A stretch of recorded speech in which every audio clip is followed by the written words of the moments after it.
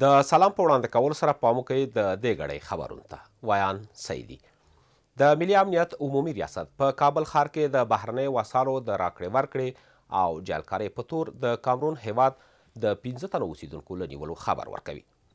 د ملي امنیت ریاست د خبرپاڼې پر بنسټ دغه کسان په څو وروستیو ورځو کې د دې ادارې د ځواکونو په بېلابېلو عملیاتو کې د هیواد له پلازمینې څخه نیول شوي دي. خبرپاڼه کاږي له نیول شویو کسانو نږدې 3 میلیونه جعلي ډالر او یورو او یو اندازه کیمیاوي توکي چې د جعلي اثارو په جوړولو کې ترې ګټه اخیستل کېده هم کشف او ثبت کړي دي. ویل کېږي چې دغو کسانو په جال او پلمې سره د هیواد له وګړو نږدې 50 تر 100 زره امریکایي ډالرو پورې غوښتنه کوله څو د کیمیاوي توکو د اخیستو په موخه دوبۍ ته ولاړ شي او د کیمیاوي توکو له اخیستو وروسته میلیونونه جعلي ډالر په اصلي ډالرو بدل کړي.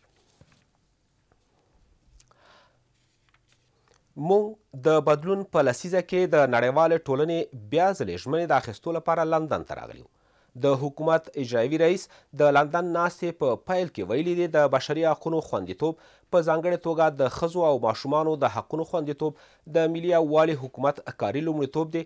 زموږ او ولسمشر د هر اړخیزې ژمنې پر بنسټ لندن ته راغلي. یو شمېر کسانو چې د افغانستان د مدني ټولنې د استازیتوب تر نامه لاندې د لندن په ناسته کې ګډون کړی افغانستان ته د راتګ هوډ نه لري او له انګلستان څخه یې د پاتې کېدو غوښتنه کړې.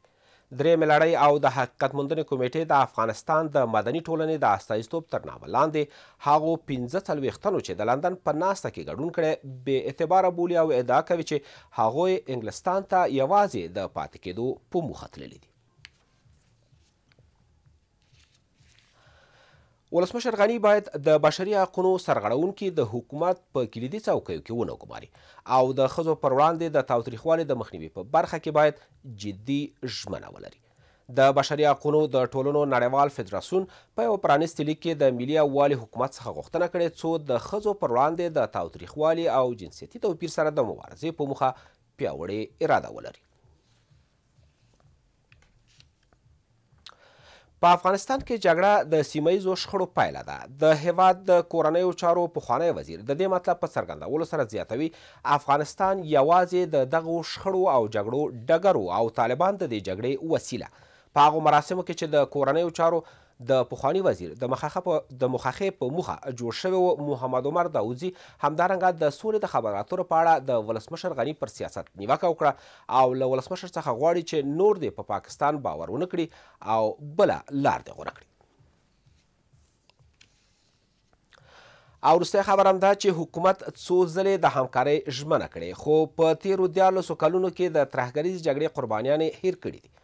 د ملي پولیسو یو 25 کلن افسر چې د سړک غاړې ماین د چاودنې له امله سخت ټپي شوی وایي 50,000 ډالرو ته اړتیا لري څو یې درملنه وشي خو حکومت یې غوښتنې ته مثبت ځواب نه ورکوي.